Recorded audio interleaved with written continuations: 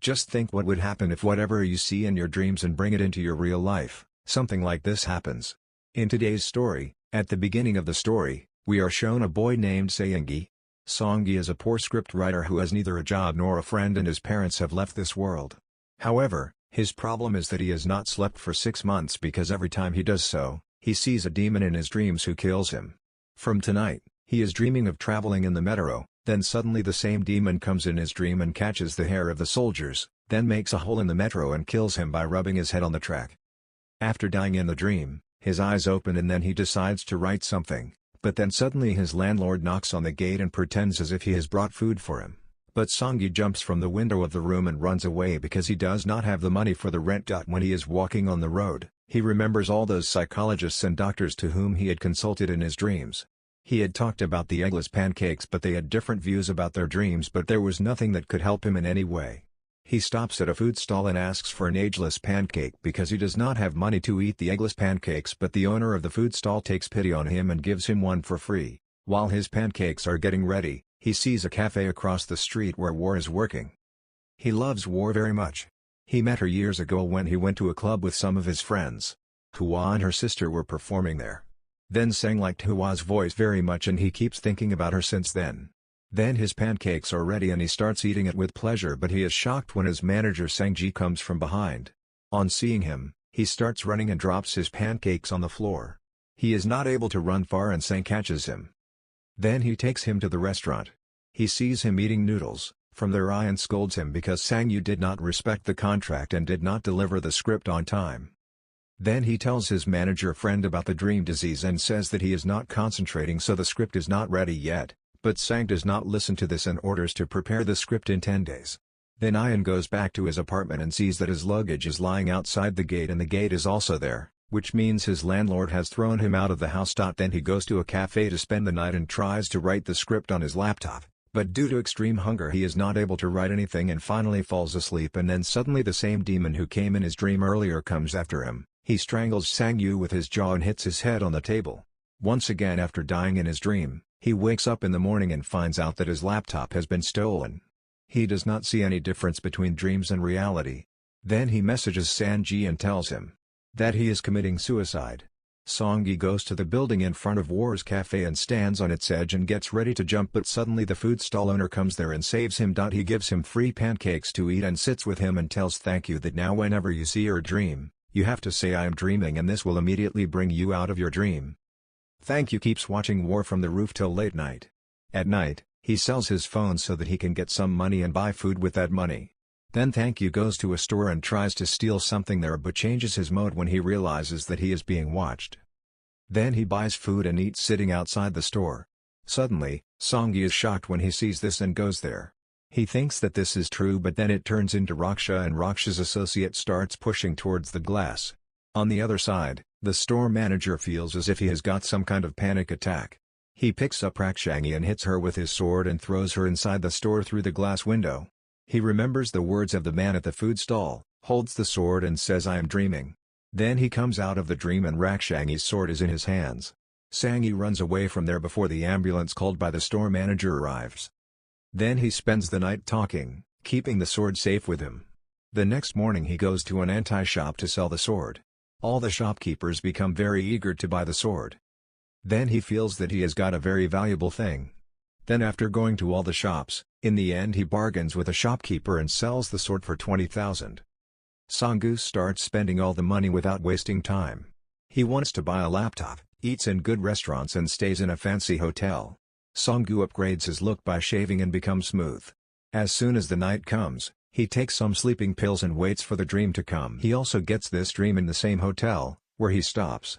So he leaves his room and starts walking in the corridor. Then he picks up a flower pot and says I am trying, but nothing happens. He tries to find out a little more, but then suddenly Raksha comes back after breaking the wall and chases him with a golden axe.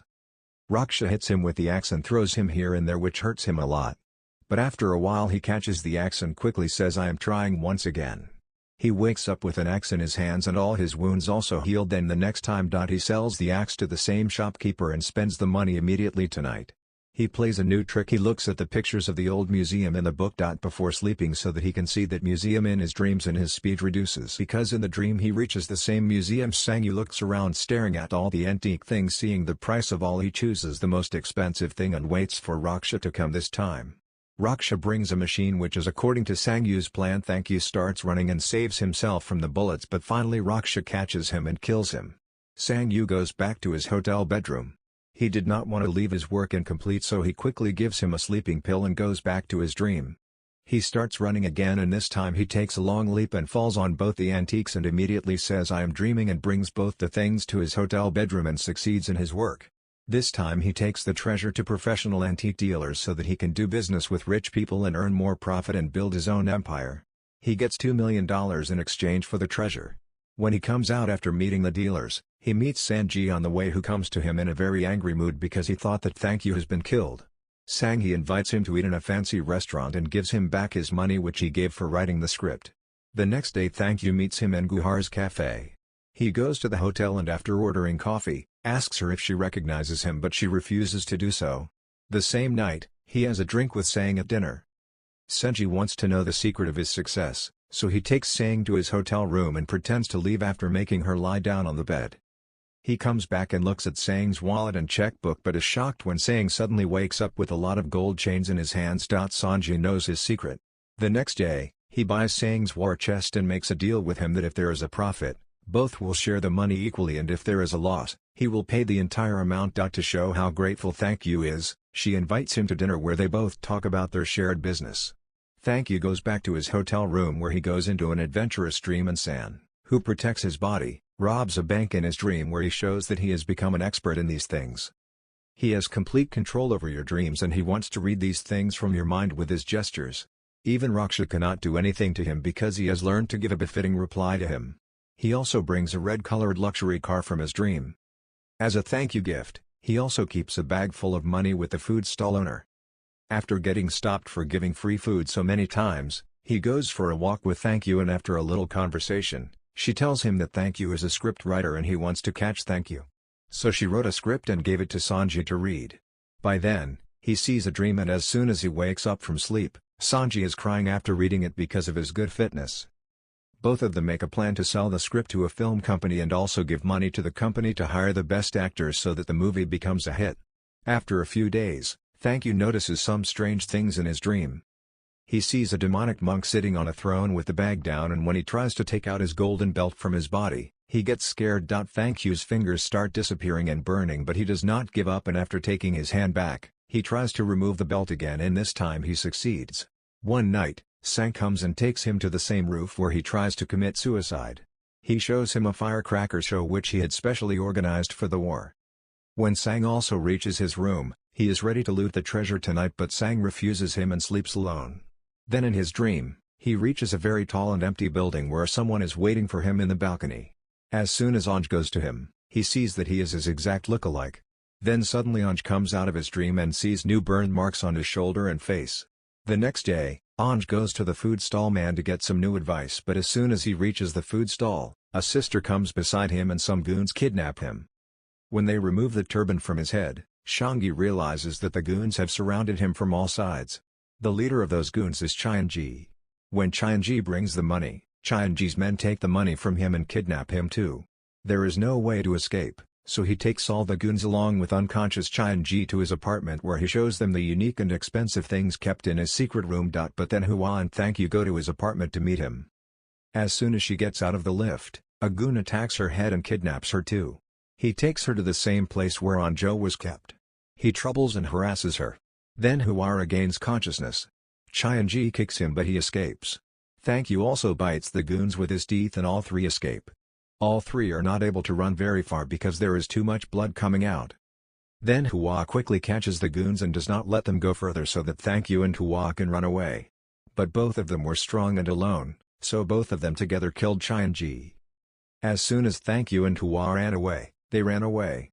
On reaching the CDO, a goon catches hold of them and he keeps on beating both of them.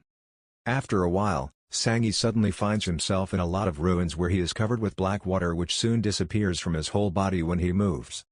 After looking around, He sees a glowing gate in which it is shown that he was taken in an ambulance from outside the store last night.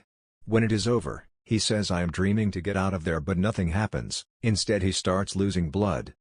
Suddenly his body starts changing and Sangi becomes Udon, i.e. Raksha. Then he gets an axe in his hand with which he tries to break the wall.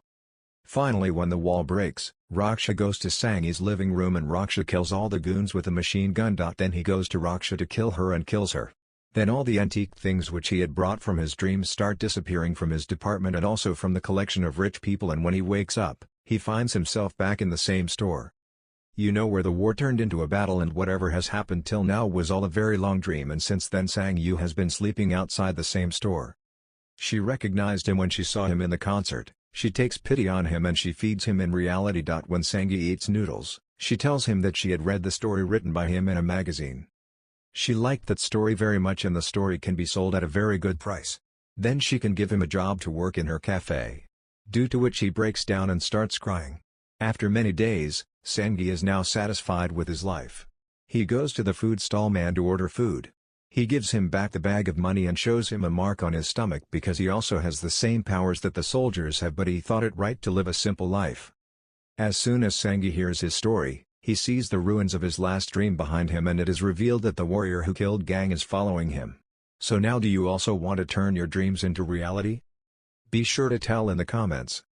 So friends, how did you like this movies? Definitely tell us by commenting, like and share the video and subscribe to our channel SRH Recap and press the bell icon so that don't miss the upcoming videos. See you in the next video. Till then, bye bye, take care.